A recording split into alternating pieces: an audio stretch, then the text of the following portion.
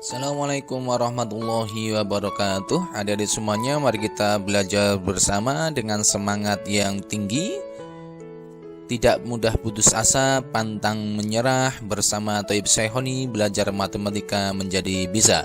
Disupport by Mintika Magetan, mendidik dengan hati, meraih prestasi, menggapai ridho ilahi. Jangan lupa untuk klik subscribe dan bunyikan loncengnya. Oke, adik-adik semuanya udah siap untuk belajar bersama-sama? Ayo kita belajar bersama-sama. Oke, adik-adik semuanya, pada kesempatan ini kita akan belajar bersama-sama materi debit. Di dalam debit nanti ada volume dan ada waktu. Maksudnya, bagaimana mencari volume jika diketahui debit dan waktu. Dan bagaimana mencari waktu jika diketahui debit dan volume. Serta kalau mencari debit, diketahui volume dan waktu. Ayo kita belajar bersama-sama. Yang wajib adik-adik pahami adalah lambang debit, waktu, dan volume. Untuk lambang waktu dan volume, adik-adik sudah kenal di materi sebelumnya. Untuk lambang debit, ini yang akan saya sampaikan pada kesempatan ini. Lambang debit sama dengan D besar adik-adik. Ingat, D besar. Lambang waktu T kecil. Lambang volume V besar.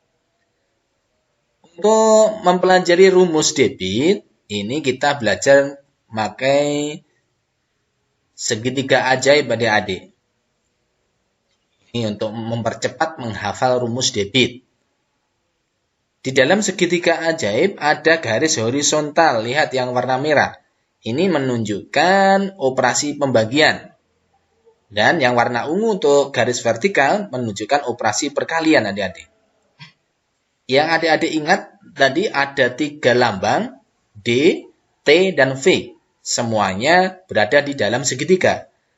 Yang berada di puncak segitiga adalah V, volumenya. Maka rumusnya bagaimana? Kita lihat bersama-sama.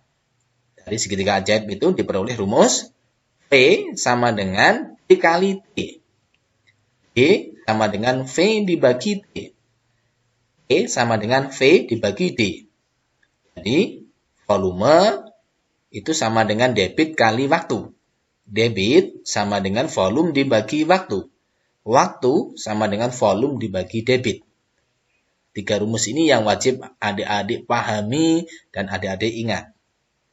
Ayo kita belajar contoh soal berikut adik-adik. Contoh yang pertama. Sebuah pipa mengalirkan air sebanyak 10 cm kubik. Dalam waktu 5 detik. Berapa debit airnya?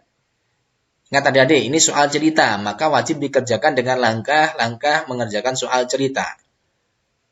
Maka kita tulis diketahui. Yang diketahui apa dalam soal? Informasi apa yang ada dalam soal? Diketahui volumenya 10 cm kubik. Waktunya 5 detik. Yang ditanyakan, berapa debit airnya? Yuk kita jawab bersama-sama. Kita ingat kembali rumus tadi di dalam segitiga ajaib. Debit rumusnya adalah volume dibagi waktu. Bisa ditulis volume per waktu atau V per T. Setelah itu kita masukkan dari yang diketahui tadi. Volumenya 10 cm kubik per 5 detik. 10 dibagi 5 dapat 2. Satuannya tetap adik-adik, cm kubik per detik. Karena debit, satuannya adalah satuan volume per satuan waktu. Jadi dapat disimpulkan dari soal nomor 1 ini, hasil akhirnya adalah debit airnya adalah 2 cm kubik per detik. Ini adik-adik, pahami lagi contoh soal nomor 1 ini. Contoh berikutnya adik-adik semuanya. Contoh yang kedua, sebuah akuarium mempunyai volume 120 liter. Jika akuarium kosong tersebut dialiri air dengan debit 40 liter per menit, maka waktu yang diperlukan untuk mengisi penuh akuarium tersebut adalah titik-titik menit. Oke, kita ingat lagi langkah mengerjakan soal cerita adik-adik. Maka kita wajib menuliskan informasi yang ada dalam soal cerita. Yaitu diketahui apa? Volumenya V besar sama dengan 120 liter. Debitnya 40 liter per menit. Yang ditanyakan, berapa menit waktu yang diperlukan mengisi penuh akuarium? Kita jawab bersama-sama. Tadi di dalam segitiga ajaib, waktu atau T rumusnya adalah volume per debit atau volume dibagi debit. V per D. Kita masukkan 120 liter volumenya per 40 liter per menit. Ingat adik-adik, ini ada satuan yang berada di atas dan di bawah. Di pembilang tadi menyebutnya ada liter. Maka ini bisa kita coret, kita hilangkan. Ya, liter bagi liter habis, hilang. 120 dibagi 40 dapat 3. Satuannya tinggal apa yang belum dicoret? Menit. Berarti jawaban akhirnya waktu yang diperlukan mengisi penuh akuarium adalah 3 menit. Itu adik-adik soal yang dapat saya sampaikan pada kesempatan ini.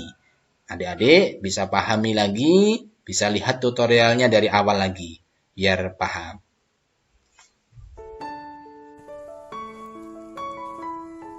Oke, adik-adik semuanya, demikian yang dapat saya sampaikan. Terima kasih, semoga ilmu yang kita pelajari bersama bermanfaat. Assalamualaikum warahmatullahi wabarakatuh.